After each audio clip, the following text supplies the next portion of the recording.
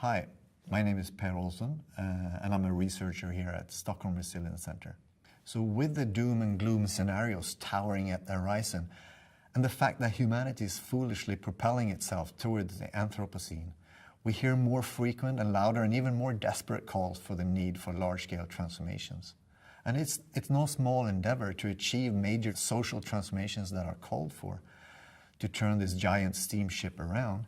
Of course, it is easy to feel paralyzed by this daunting task. But am I hopeful? Yes, because history tells us that purposeful, large-scale transformations are possible. Transformations that include major shifts in paradigms, institutions, and practices. We have done it before. Karl Polanyi's book talks about the great transformation of economic systems, or the Industrial Revolution is often described as large-scale socio-technological transformations. And there's a lot of work also on the shift from a state of conflict or war to peace, and from dictatorships to democracy that can also help us understand large-scale transformative change. So what does large-scale transformation mean in the context of the global challenges that we're facing and moving towards sustainability? Well, the key word here is transformation. And I want to start with what we mean by that and how we separate the concept of transformation from adaptation. So the short version is that adaptation is basically staying on track in the context of uncertainty and change. And transformation is changing track during those circumstances. So adaptation is about adjusting responses to changing external drivers and internal processes in order to remain in the same general state. And it's often about building resilience. But transformation, on the other hand, is changing the system dynamics that created the problems in the first place in order to build new development pathways. So transformation is more about reducing or challenging resilience in the parts of the system that doesn't work, while building alternatives. So let's use the example of homelessness, something that is a growing problem in numerous cities and countries. To address this, different groups around the world have been creating things like beds that turn into shelters, and some of those turn into wagons that can be easily moved. And these are incredibly important for alleviating the suffering and experience of homelessness, but they do not address the system that created homelessness in the first place. Transformations typically involve changes in a number of components and the interactions between them. And these components include, for example, power relationships, roles and routines, resource flows, and meaning and values. But also coming from a resilience perspective, we also talk about that it has to involve a fundamental shift in human environmental interactions. So there is at least three aspects that I think are important to address when we talk about transformations to sustainability. And these have to do with scope, pace, and quality of change. When it comes to scope or magnitude of change, much of the current understanding of transformations to sustainability comes from studies at the very local or micro levels with relatively small scale impacts.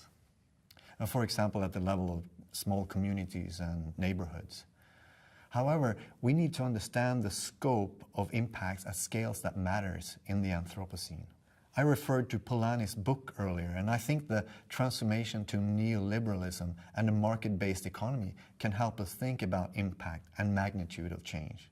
Whatever you think about the global economic system, it is an example of ideas that have been globally very successful to the extent that it has reached into the very capillaries of our societies and have become a fundamental part of our daily lives. So, for example, when I drink this cup of coffee, I'm totally embedded in the neoliberal market-based economy and tied into all kinds of global connections that I cannot see.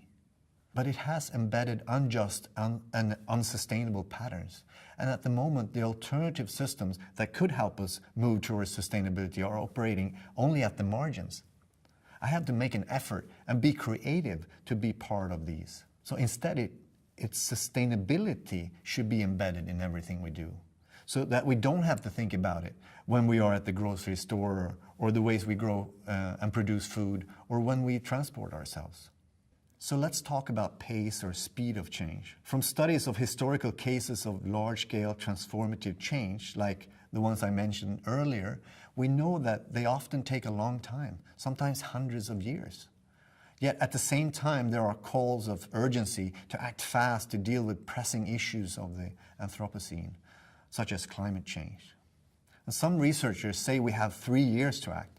Others says we have 15 years to act. So the question is, how can we understand the mechanisms for speeding up and accelerating changes that are sustainable? And there are current attempts to create rapid, large-scale transformations to deal with the global challenges, for example, to provide food and energy. Although the intentions are good, they often have negative social and ecological impacts and push us out of the safe and just operating space that Johan Rockström and Kate Raworth and others are talking about, and therefore putting humanity and our existence at a great risk.